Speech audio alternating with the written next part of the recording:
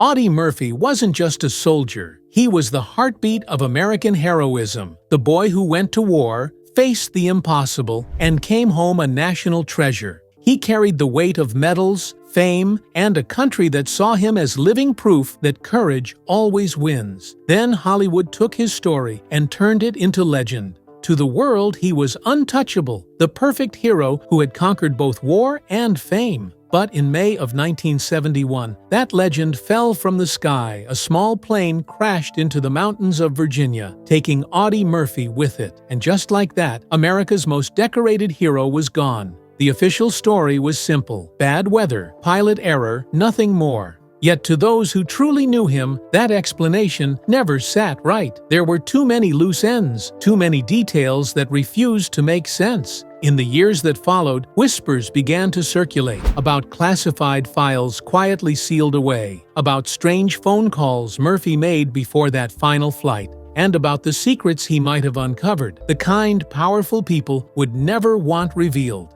Now, half a century later, new evidence is emerging. Evidence that challenges everything we thought we knew. So the question now is, was Audie Murphy's death really an accident, or did someone decide that America's hero had learnt too much to keep living? Stay with us, because the truth is far darker than you think. From cotton fields to the battlefield, Audie Murphy came into this world on June 20th, 1925, in a small, worn-out corner of Hunt County, Texas, known as Kingston. It wasn't much, just a quiet patch of dirt and dust where the Murphys tried to survive as sharecroppers. He was the seventh of 12 children, born to Emmett, Barry Murphy, and Josie Belle Killian, a hard-working couple of mixed English, Irish, and German roots. Life for the Murphys was rough, the kind that didn't offer second chances. Money was scarce, and dreams were often buried beneath the weight of endless fields and unpaid debts. Even Murphy's birth year came wrapped in confusion. While his enlistment papers claimed 1924, his real year was 1925. It was a small lie that would later serve him well. His biographer, David A. Smith, pieced it all together through records, testimony, and Murphy's own words. But truthfully, dates didn't matter much back then. What mattered was surviving, and young Audie learned that lesson earlier than most. As a child, he was quiet and distant, often lost in his own thoughts. Those who knew him spoke of his mood swings and a temper that could flash like lightning. He grew up in the small Texas towns of Farmersville, Greenville, and Celeste. They were tiny places that shaped a boy who would one day make history school. Didn't hold him long. By 5th grade, he had dropped out and was picking cotton for $1 a day, barely enough to buy food, but enough to keep his family alive. When his father walked out for good, Audie picked up a rifle and started hunting small game to put food on the table. That rifle became his lifeline. Every rabbit and every squirrel, each shot sharpened his aim and built the instincts that would later save not just his life, but the lives of countless soldiers beside him. Then came the heartbreak that scarred him forever. In 1941, his mother, Josie, died of illness, leaving him hollow. He once described her as having the most beautiful hair he had ever seen, long enough to brush the floor. She rarely spoke, and when she passed, it felt like she took a piece of him with her, a part he spent the rest of his life searching for. With his mother gone and his father vanished, Audie took odd jobs repairing radios, pumping gas, and doing whatever it took to keep his younger siblings alive. When he couldn't, local authorities stepped in, placing his 3 youngest siblings in an orphanage. He never forgot that. Years later, after the war, when medals gleamed on his chest and his face lit up movie screens, he bought a house for his eldest sister, Corinne, so the family could finally have a real home. But before that moment of peace came war, and with it, destiny. When Japan attacked Pearl Harbor in December 1941, 17-year-old Audie Murphy tried to enlist. He wanted to fight. He wanted purpose. But every branch of the U.S. military turned him down for being too small, too skinny, and too young. Rejection after rejection, until his sister stepped in, signing an affidavit that bumped his age up a year. That single act of quiet defiance changed history. On June 30th, 1942, the Army finally took him in. He trained first at Camp Walters, then at Fort Meade for advanced infantry work. He wasn't just another recruit, he was a natural. His marksmanship stood out immediately. He earned his marksman badge, his expert bayonet badge, and the respect of men twice his size. The quiet Texas kid who once picked cotton now carried a rifle in his hand. By February 1943, Murphy was shipped off to Casablanca, French Morocco, joining Company B of the 15th Infantry Regiment, 3rd Infantry Division, under Major General Lucien Truscott. The heat, the exhaustion, the fear, none of it slowed him down. After the surrender of Axis forces in Tunisia, his unit trained relentlessly for the next big move, Sicily. When Allied forces landed there in July 1943, Murphy was serving as a runner, one of the most dangerous jobs in the infantry. He carried messages across open fire, through chaos and gunfire, never knowing if each run would be his last. During one patrol, he killed 2 Italian officers trying to flee. It was his first real taste of combat, and it wouldn't be his last. From Sicily to mainland Italy, Murphy's courage began to stand out. During Operation Avalanche at Salerno, he found himself trapped in an ambush along the Volturno River. When one of his men was gunned down, Murphy didn't hesitate. He grabbed a machine gun, fired back, and killed 5 German soldiers. He was only a teenager, but already proving himself to be the kind of soldier others followed into hell. He kept fighting, pushing through malaria, exhaustion, and the unending mud of Italy's battlefields. At one point, while defending a machine gun post, his company came under attack by German troops. Murphy led the defense, killing several and capturing the rest. By the end of 1943, he had earned a promotion to sergeant and the respect of everyone who had ever doubted him. But even heroes break. In early 1944, malaria hit him again, landing him in a hospital bed in Naples, while his brothers in arms stormed the beaches of Anzio. The guilt of missing that fight haunted him until he rejoined them days later. When he returned, he made up for lost time, leading men through gunfire, crawling under tanks, and destroying them with rifle grenades. For his bravery, he received the Bronze Star with Valor. By the time his unit reached Rome in June 1944, Murphy had become a legend among soldiers. He had survived malaria twice, faced death countless times, and yet still pressed forward. He earned more honors, bronze oak leaf clusters, and combat infantryman badges, and for a brief moment, his platoon rested in Rome, just boys in uniform trying to catch their breath.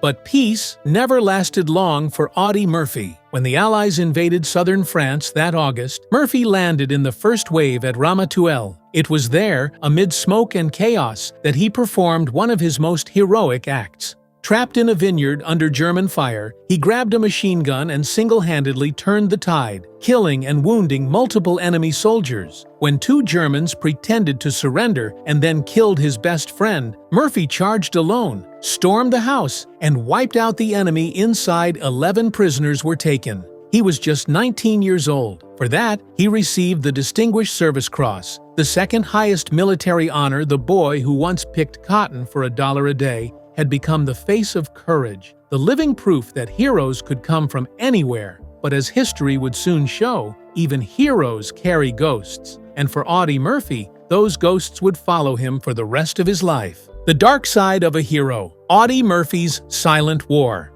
When the guns finally went silent, Audie Murphy came home a hero. America's most decorated soldier, the fearless boy from Texas who had stared down death and won. But behind the fame, behind the medals and applause, the war never really ended. It just followed him home, hiding in the corners of his mind. He suffered from relentless insomnia and crippling depression.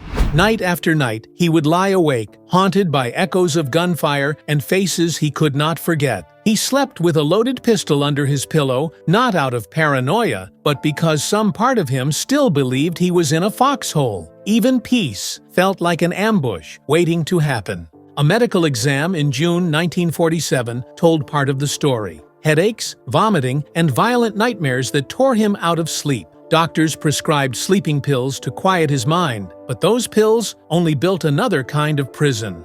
By the mid-1960s, his dependence on the sedative Placidil had grown so strong that Murphy took drastic measures. He locked himself in a hotel room, alone, with no one to help, and fought through the agony of withdrawal until he broke free. The same willpower that carried him through war now battled a quieter enemy, himself. But the shadows did not leave. The scars inside him ran deeper than any bullet wound. His wartime trauma magnified his mood swings, creating moments that frightened even those closest to him. Friends whispered about the sudden bursts of anger and the haunting silences. His first wife, actress Wanda Hendricks, once revealed a chilling moment when Audie had held her at gunpoint during a breakdown. It was not rage she saw in his eyes, but pain. The same guilt that haunted him when he saw newsreels of German war orphans. He would sit in front of the screen, tears streaming, whispering to himself, as if the ghosts of the battlefield were watching too. To the world, he was the war hero turned Hollywood star. But in private, he was a man trying to quiet the noise inside his head. Sometimes he found release in words, poetry scribbled in the margins of his thoughts. One of those pieces, The Crosses Grow on Anzio, slipped into his memoir To Hell and Back, hidden under the name of a fictional soldier. Maybe that was his way of speaking without being seen. As time passed, Murphy realized that the battle he was fighting was not just his own. He saw the same pain written on the faces of soldiers returning from Korea and Vietnam, men who came home to fanfare but could not escape the war that still lived in them.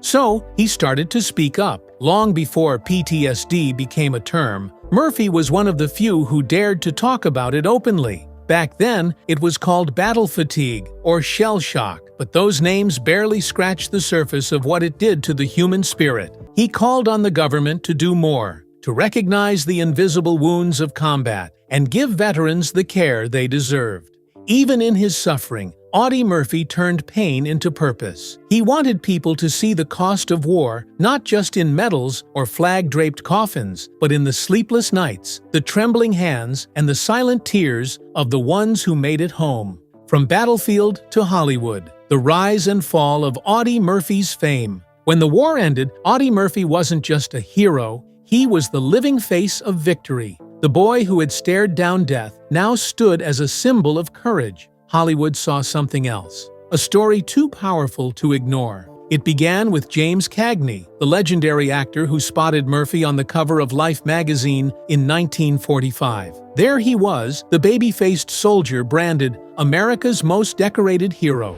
Cagney brought him to Los Angeles, signed him to his production company, and trained him in acting, voice, and dance. But the partnership fell apart in 1947 after a disagreement, Murphy's first lesson in Hollywood's unforgiving ways.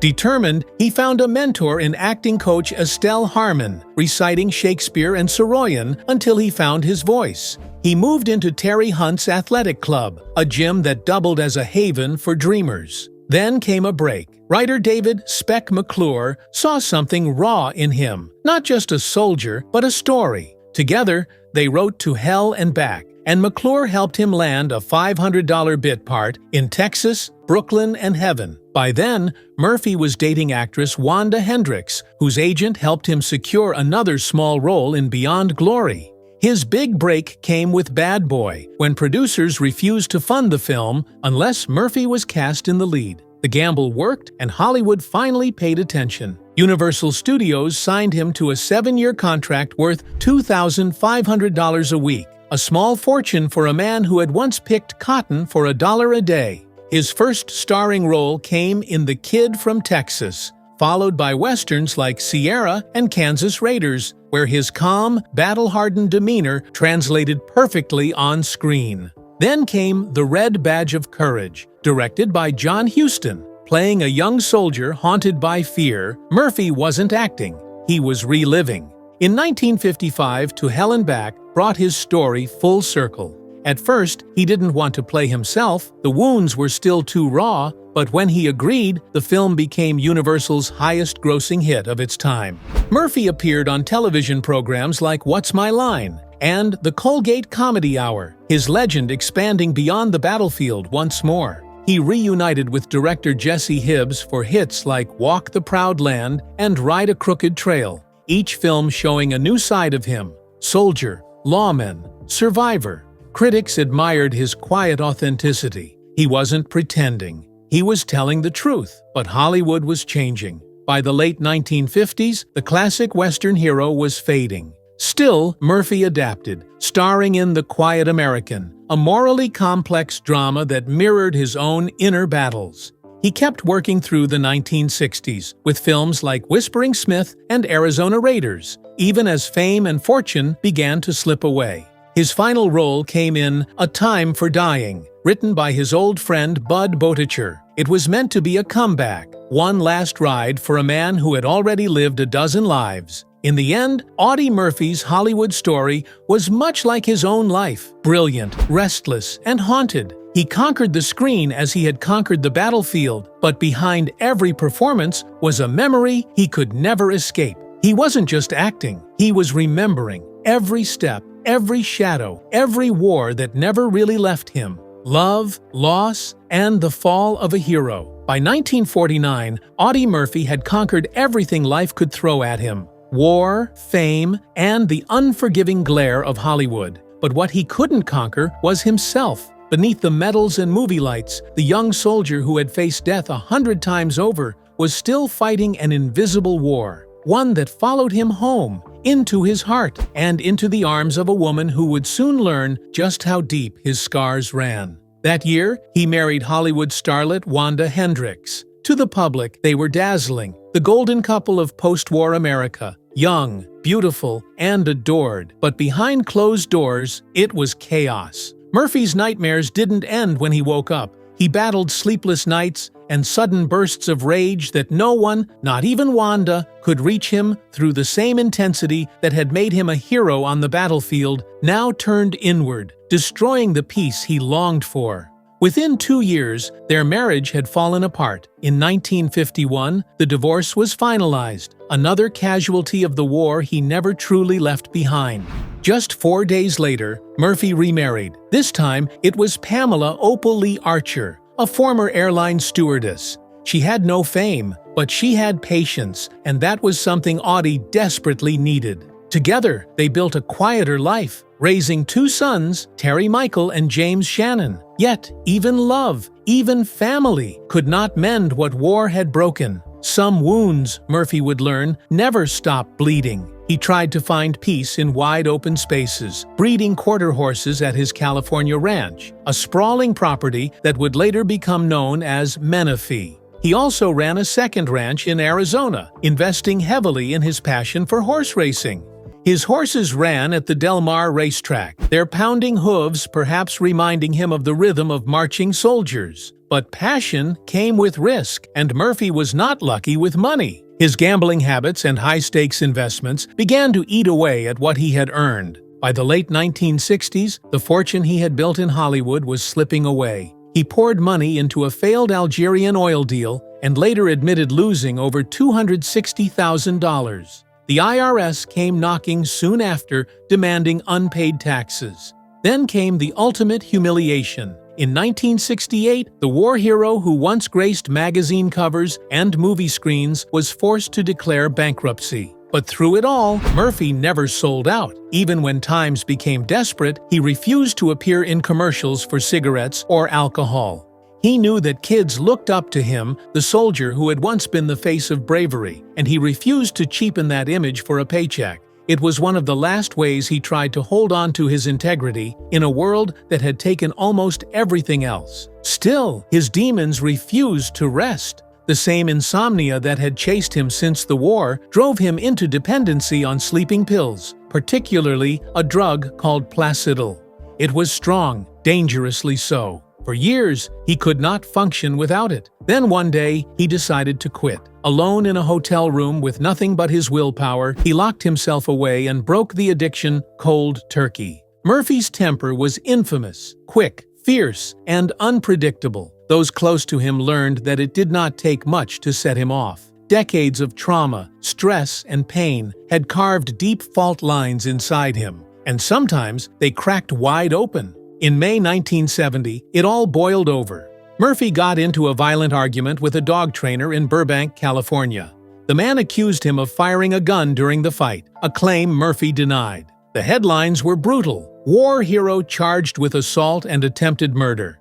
For a moment, it looked as if the legend of Audie Murphy might finally collapse. But when the case went to court, the charges were dropped, and Murphy walked free. Still, the damage was done. His reputation, once untouchable, now carried the stains of anger, poverty, and regret. Yet through it all, one thing never changed: his compassion for other soldiers. Murphy knew exactly what returning veterans faced because he lived it every single day. The insomnia, the depression, the silent rage, the feeling that the war never really ended. So, in the 1960s, when American soldiers began coming home from Vietnam, Murphy became their voice. He spoke publicly about what they were going through long before the term PTSD was ever used. He begged the government to do more, to offer better care and mental health support for those who had given everything. He did not speak as a politician or celebrity. He spoke as a soldier, one who understood the cost of survival.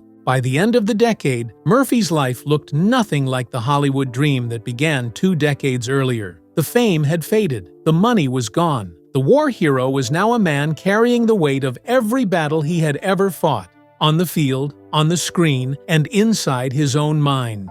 He had lived through gunfire, betrayal, and heartbreak. He had survived addiction and bankruptcy. But what truly made Audie Murphy remarkable was not the medals or the movies. It was that even when his own life fell apart, he never stopped fighting for others. The final flight of Audie Murphy, the day America's hero, fell from the sky. On May 28, 1971, the legend came to an end. Audie Murphy boarded a small private plane headed for a business meeting. The skies over Virginia were thick with fog, the kind that swallows everything whole. The twin-engine Aero Commander 680 lifted off, carrying 6 men who had no idea they were flying straight into history. Somewhere over Craig County, near Roanoke, the clouds turned heavy. Rain blurred the horizon, and visibility dropped to 0. The pilot, an experienced flyer with nearly 8,000 hours of flight time, did not hold an instrument rating, meaning he could not legally or safely navigate in those conditions. Moments later, the aircraft disappeared from radar and slammed into the side of a mountain. There were no survivors. For 3 long days, search teams combed the Appalachian wilderness until, on May 31st, they found what was left of the plane scattered across the fog-soaked hills. The man who had survived the bloodiest battlefields of Europe had met his end not in war, but in silence, in the misty heart of Virginia. Pamela Murphy, his widow, refused to crumble. After losing her husband, she sold their belongings, moved into a modest apartment, and quietly took a job as a clerk at the Sepulveda Veterans Administration Hospital in Los Angeles.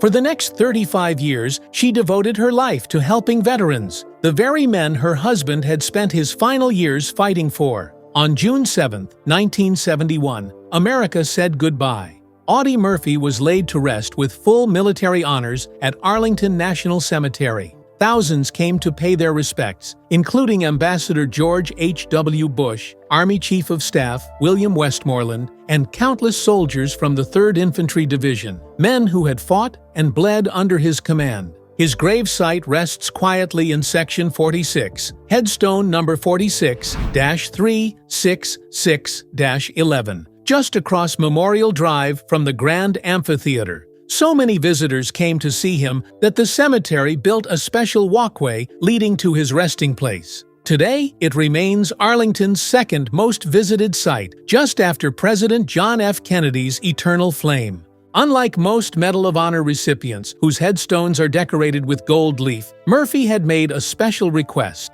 He wanted his stone to remain plain and unadorned, like any other soldier's. It was a final act of humility from a man who had lived larger than life. Even in death, he wanted no glory and no shine, only remembrance. His tombstone bears the birth year 1924, the same falsified date that once helped a teenage boy slip past recruiters and into history. The Audie Murphy mystery is finally solved, and it's worse than we thought. For over 50 years, the death of Audie Murphy, America's most decorated war hero, was treated as a tragic accident, a foggy night, a doomed plane, and a cruel twist of fate that took one of the nation's brightest lights far too soon. But now, newly uncovered evidence has thrown that story into question. And what is emerging is darker, stranger, and far more dangerous than anyone imagined. On May 28, 1971, Audie Murphy boarded a private plane from Atlanta to Martinsville, Virginia. It was supposed to be a short trip for a business meeting. Hours later, the aircraft vanished into heavy fog and slammed into Brush Mountain near Roanoke. 6 men were on board. None survived. The official report blamed the weather. Thick clouds, zero visibility, and pilot error. Case closed. But some things never sat right. Former FAA Inspector Harold Raines, who reviewed the crash file before retiring, revealed that certain documents were sealed and others simply disappeared. It never made sense, he admitted. An experienced pilot like that doesn't just make beginner mistakes. His doubts were the first crack in a story long believed to be settled. Then came an even more chilling revelation. Nancy Murphy, Audie's widow, broke her silence after decades of staying quiet. She said her husband had been acting differently in the months before the crash, paranoid, restless, and watching shadows that were not there. "He told me, if anything happens, don't believe it was an accident," she recalled. Those words now hang over the mystery like a ghost. Murphy had never been afraid to speak his mind.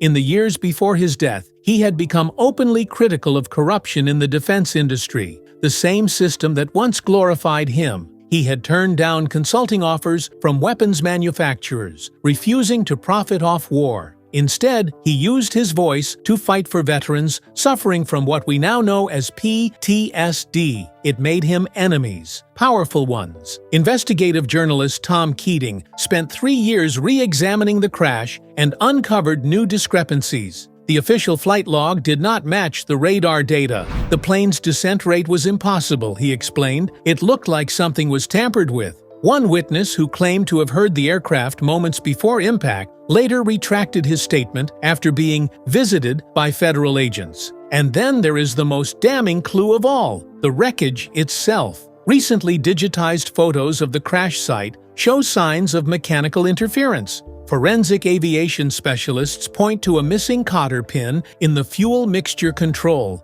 a small, easily removed piece that could cause the engines to fail mid-air. Coincidence? Maybe. But when it comes to Audie Murphy, coincidence feels like too small a word. The idea that the government's golden boy, the man who risked everything for his country, could have been silenced for speaking out against it is almost unthinkable. Yet, as the evidence piles up, so does the unease. Born in rural Texas in 1925, Murphy became a legend before he was even 21. He lied about his age to enlist, stormed through Europe with unmatched bravery, and came home draped in medals: the Medal of Honor, the Distinguished Service Cross, and 2 Silver Stars. Then Hollywood turned him into a star all over again, casting him in more than 40 films, including To Hell and Back, the movie version of his own life. But behind the fame, Murphy carried the weight of every battlefield. He struggled with PTSD, addiction, and growing mistrust toward the political elite.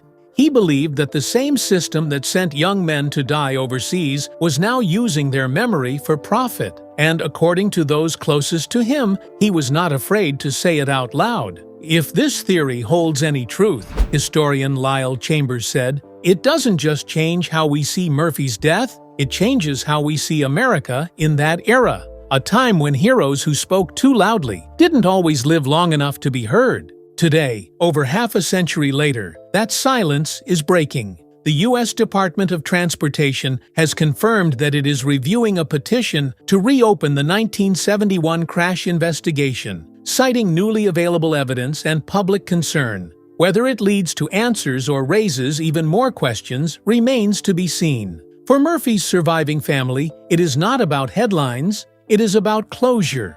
"My father gave everything to this country," said his son, Terry Murphy. "If there's even a chance his death wasn't an accident, we deserve the truth." And so, the mystery of Audie Murphy continues, not in the trenches of war, but in the fog of secrecy that has lingered for decades. The boy who once fought for freedom may now be fighting one last battle against silence, corruption, and the forces that feared what he might reveal. Because maybe, just maybe, America's greatest hero did not die by chance. Maybe he was never meant to land at all.